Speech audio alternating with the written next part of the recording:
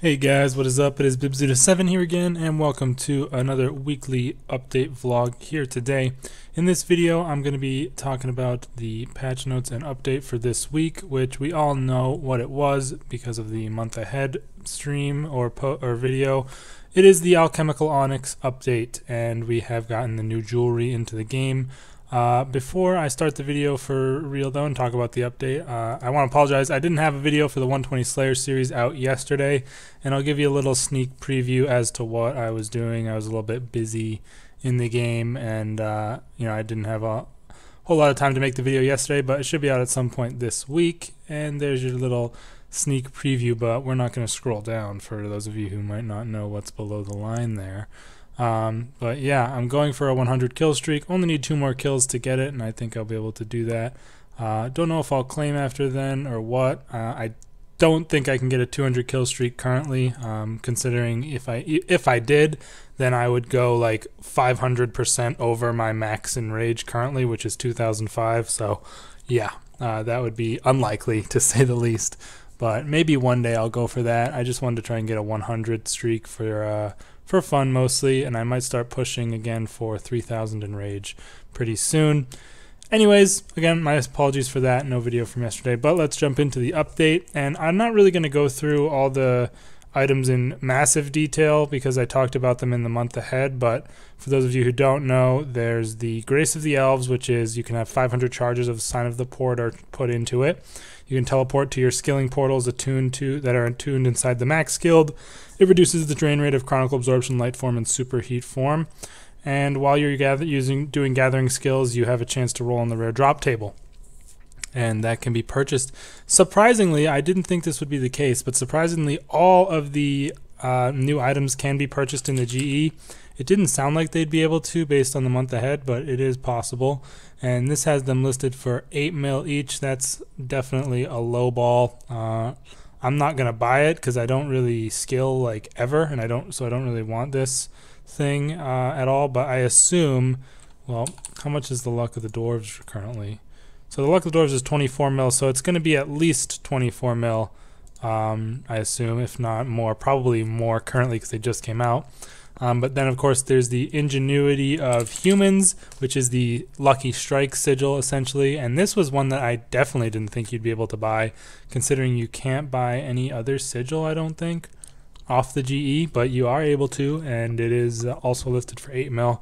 I assume this one is probably going to be the most expensive of the new items because it's just got the most PVM application, and that tends to be why things are expensive in general. But yeah, that is in there as well, and this one is the one that makes your next hit a guaranteed hit. So yeah, that's something. Again, I talked about these in detail and my opinions of them in the month ahead video if you're interested in hearing those. And then we have the Passage of the Abyss, and I quite like the way this item looks, to be honest, but this is the one that you can put in compacted jewelry. It's basically acts as 6 different pieces of compacted jewelry, and you need 8, or no, is it 8? No, it's 100 times the maximum charge of the jewelry to have it store that type of jewelry. So you'd need 800 charges of games necklaces, or take the max charge of the jewelry you want, times it by 100, and that's how many you need to put in to here to get it applied. And that also obviously would just mean you could just buy 100 of the max charge ones off the GE if you want to do that, or like I will do once I end up buying it, although I'm not going to buy it today because I'll wait till the prices go down. You can put in your partially used charge, or whatever they're called, the partially used compacted jewelry, to get those charges off of it as well. So yeah, it's all pretty cool. I mean, we knew this is probably one of the updates, like the update we knew the most about like ever before it came out. Like we knew exactly what this stuff was going to do and how it was all going to work. So there's really no surprises here, which isn't necessarily a bad thing, I don't think, but there's not too much to talk about in terms of the details of the update as a result of that. But I'm glad it's finally out. I'm definitely going to enjoy these new items, and I'm sure most of you are too. Let me know your thoughts on them in the comments. Also, there is a pretty big change that they talked about doing, and I wasn't sure when it was going to happen, but it's a bit sooner than I was expecting. The Mobilizing armies removal has occurred. It is now gone. If you see here, this spirit tree is going to take me to South Feldip Hills. Similarly, the Mobilizing Armies teleport on the normal spellbook is in South Feldip Hills, and look, it's just gone. It's been leveled. There's nothing remaining of it. It's pretty weird just coming here and not having this area with a bank and everything. They added in some more of these eucalyptus trees in place of it, but it is very weird and quite barren over here. I wonder if they're going to add anything in as a result of this being removed. Maybe some of the new mining rocks could go over here. I'm not sure. But, oh, what is that? Look at that. There's a mysterious note on the ground from it. From the letterhead, you can tell this note was left by a member of arms. Large sections seem to have been torn or burnt, but you can make out a few coherent parts. Friendly fire and a total disregard for mission objectives. Despite our best efforts, we have to focus our attentions elsewhere. Chief. Attacked by ninjas. The only option is to launch a retaliation. What the fuck? I wonder if they're going to ever do anything with that in the future. Probably not. But that's kind of cool that they put a little note there. But yeah, it's been removed. I didn't expect it to happen this quickly, to be honest. I thought they'd be a bit slower with it, as they are with most things. But it is gonzo now. And this spirit tree honestly looks kind of out of place where it is, to be honest. I don't know if that's just me or not, but it just seems like weird now to be here. I don't know. Obviously it's good to have it here. It's a nice place that's kind of hard to get to for the divination and the jungle strike worms, but it's just kind of like random now. It doesn't have a purpose for being here like it kind of did when Mobilizing Armies was around. But man, honestly, the minigame was shit. It was so bugged and broken, but it's just kind of weird, you know, thinking of it just being gone completely. Like, I thought they would at least maybe keep some of the structures and stuff and repurpose it in some way, but no, nothing is left. They just leveled the whole place. It's all gone, and now you're left with the open field. So, kind of a surprise to me, but there are quite a few things that are important to note as a result of this. If you had any investment credits in Mobilizing Armies, they'll be converted into GP at a rate of 5 credits for 1 GP. And if you had reward credits, you'll get 1 GP for every 2 reward credits you had. So I got 5,250 coins for my investment credits that I used when I was doing the tutorial to get comp. But that's obviously not too much. I don't think anybody's going to have gotten a ton of gold from this, but just to compensate you for what you put into it. If you had any Mobilizing Armies points enhancers, they have been swapped out for unfocused enhancers, which is nice for you probably if you did have any of those, especially if you didn't use an unfocused enhancer to get it. Basically got a free unfocused enhancer. Now, Mobilizing Armies is no longer a requirement for the Completionist Cape, although it never was a requirement. Only the music track was, I don't think. Maybe the minigame tutorial was, but you had to do that to get the music track anyways, as far as I know. But it's obviously the main thing is it's no longer going to be a requirement for the trimmed Completionist Cape, which you needed to do it to get like the max rank or whatever. Also, the achievement that it had, if you did complete it, you'll still have it, but it'll just be hidden and will give 0 rune score. So that's important to know. High scores will still be preserved for the minigame, just to look back on the history. Now there's these items called locators that apparently you could get from this game, and I've never even heard of them. But let me see if I can find them in here. Yeah, here you go. These locators, you can now make them with divination. And as you can see, the various divination levels required. Each of them requires a certain amount of energy and then 1 divine location of that, like at or around that tier. So I don't even know what these do. I probably should have looked this up beforehand, but I'm going to look it up quickly. What is a locator? The locator is a device for players to teleport to random resource locations without walking. What do you mean random? Players may buy locators from the minigame. Oh, this hasn't been updated. Oh, this is the old wiki. Well, whatever. I'm sure it's got. It still doesn't take you to the new wiki when you Google search stuff, but it looks like basically these can tell you to a different locations for skilling. The superior one can teleport you to adamant and rune ores and magic trees. so that's not too bad. And I think they said that in the patch notes that they added elder trees to that as well. Yeah, they did mention that. So that's definitely interesting items, but I doubt they're going to be too useful. They have 50 charges and require half the amount of energy to create in order to recharge them back to 50.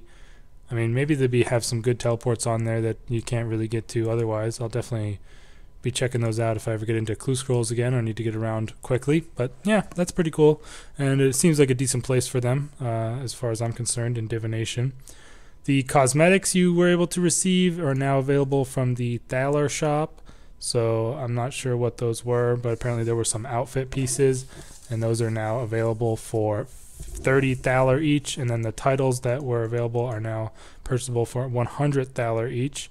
So that's definitely going to be interesting to see how many people go for those things at this point. I think you can just go, yeah, I'm just going to look in the shop quick to check it out. I thought you could do it at any one of these. Let's see. God, that profound fucking shit for trim. Literally the only thing that would prevent me from getting trim, honestly, is the stupid fucking Castle Wars. Oh, I guess it's all this shit right here, isn't it? Sergeant. Why is it spelled like that? Sergeant boots, commander stuff, war chief, lord marshal. This stuff actually kind of looks cool, but I have no idea. I'm not gonna waste my Thaler on it. I have no idea what it would actually look like in terms of being on you or anything like that. But interesting for sure. And then for some reason they moved the ring imbues to another dead minigame, which is Soul Wars. I mean, there's not really too many minigames that aren't dead minigames, but I don't, unless I'm wrong. I mean, I don't know I haven't seen anyone play Soul Wars for years. And Soul Wars is such a weird, like, it's just this portal and randomly in Edgeville. It doesn't make any damn sense, but yeah, let's see. I've got Zanuck here. Spoilers. How do I have 70 zeal? Oh, I think you get some from quests. Well, where the fuck is the ring imbues, huh? Do I have to use them on her? What is this? Oh, here it is. Imbue. I can imbue rings to give you additional combat boosts. So you can imbue all types of rings that are made with gold, up to and including the diamond ring, and then I guess you can imbue these random quest rings. Oh, you can do the... Wait, what? Oh yeah, you can do all the Onyx and Fremenic rings here as well. These used to be good back in the day. Like Onyx Ring I was a ring a lot of people had before EOC, but nowadays they're just completely outclassed by other rings, so I can't see any reason for people wanting to do that. However, there are now new ring imbues within the game, which are important to know about. Let's see if I can cheese this really quick here to save myself some time. I never really remember how to do this exactly, but after using it to reset my raids every now and then, I think I've got it down. Yeah, and I can teleport straight to Mazcab. There's this new item or a couple new items from the Armor Smith. You can imbue rings here, and they allow you to imbue your Ring of Fortune, your Luck of the Dwarves, or your Hazelmere's Signet Ring. I'm interested to see what the stats end up being on an imbued Luck of the Dwarves. But you can also imbue your Asylum Surgeon's Ring and your Ring of Death. Now, I don't think I have the techie required for this because I haven't done raids since I finished my Acto Primeval, and I was always spending techie on the reroll tokens. So yeah, I don't have the techie required, but it wouldn't take too long to get that much techie, but I'm definitely interested to see how much those stats increases are. It'll probably definitely be worth it to get the Ring of Death and Asylum Surgeon's Ring one. Probably not so much for the Ring of the luck rings, but still cool to see they added that, and interesting that they put it at the raids, definitely. Excuse me, I just don't understand why they even bothered moving the low-level ring imbuing, since honestly I can't see anybody using that, but you know, whatever. It's good that they preserved all the rewards, I guess. Oh, actually no, they didn't. They removed something called quest kits. I don't even know what the hell that is, but apparently they were useless because they just removed them completely, didn't even move them anywhere. But yeah, I mean, I did spend most of the time of this video talking about the excuse me, Jesus, sorry about that, but I've spent most of this video talking about the mobilizing armies removal because that was something we didn't know exactly how it was going to work, and yeah, but we knew pretty much exactly everything about the Alchemical Onyx items, so I didn't have too much to say on those. Just glad they're out and everything. Other than that, in the patch notes, there wasn't really anything worth talking about, I don't think, as far as I remember from reading through them. They just relisted all of the Mobilizing armies stuff. Apparently you can unlock the music track still by visiting the old site of the Mobilizing armies game. I can't believe they removed the whole shit like that. Damn. It's surprising to me. Oh, one thing that they changed last week actually was the drop rates of the Dragonkin Laboratory Codexes, or codices, whatever the fuck you want to say. But they basically doubled the drop rates, if I remember right. So I think it's now 1 in 100 from solo, or maybe it's 1 in 50 from solo.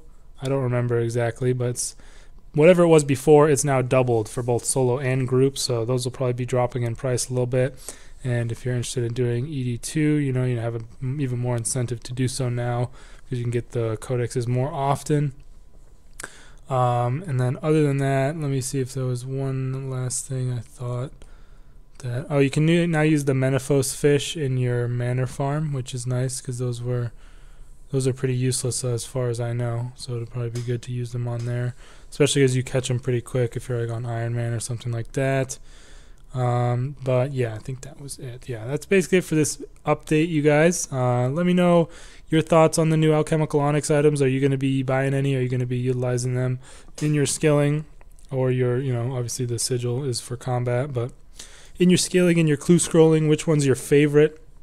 I'd have to say my favorite in terms of an item is probably the Passage of the Abyss. I think that's a pretty sick item. But in terms of the one I'll probably use the most, if at all, is going to be the Sigil, I'd have to say, because that sounds going to be pretty dope. But yeah, that's basically going to be the end of this video, you guys. Let me know if I missed anything in the comments or what your thoughts are on this week's update. And yeah, I will see you in the next one. Thanks for checking it out. Peace out.